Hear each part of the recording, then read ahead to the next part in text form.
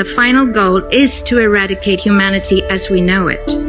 Once you understand the final destination, it becomes much easier to look back and identify the psychological conditioning, the biological tampering, the cultural grooming, and the educational prepping that we have been subjected to for decades in preparation to making us accept a post-human future.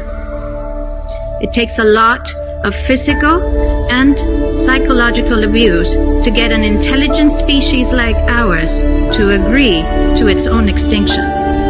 Most, if not all, that has transcended in the last 60 years was designed to get us closer to accepting such a dystopian reality. Whether you care to accept it or not, we live in a hyper-controlled matrix where our perception of reality is meticulously planned, managed, and executed in order to control and steer us in whichever direction they wish. And the direction is a post-human world. For this, they first needed to destabilize, dehumanize, and demoralize humanity through every means possible. The destruction of the nuclear family, children being indoctrinated by the state, abortion, the eradication of God and spirituality from education, life in megacities and away from nature, toxic food, air and water, social media, replacing real human connection and interaction, engineered financial crisis and taxation, endless wars and massive migration, stress, anxiety, depression, drugs and alcohol, constant fear-mongering, moral relativism as the new religion, and I could go on and on about how humanity has been influenced and forced to move away from all the things that give us strength, security, purpose, and meaning.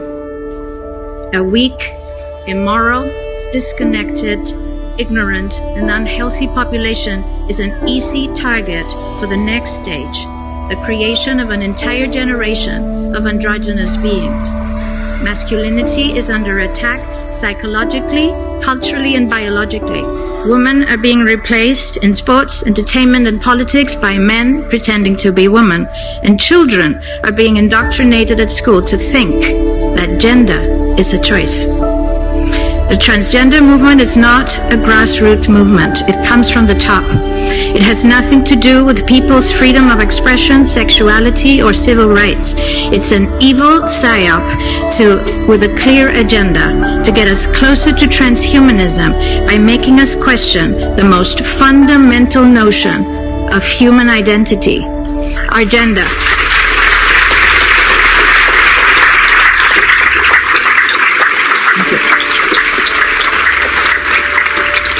If you don't know who you are, if you already identify as a hybrid between a man and a woman, you will be easily convinced to become a hybrid between human and machine. Gender ideology is the 2 + 2 = 5 from George Orwell's 1984 dystopian novel. It's the final test to see whether we will follow the most absurd party line towards our own extinction. But 2 + 2 = 4. And no matter how you choose to dress, call yourself, or change your physique, will not change that. The sad reality, though, is that in the gaslighting process to get us closer to a post-human future, they have mentally and physically harmed an increasing number of children and young people, and it's only getting worse. This must be stopped.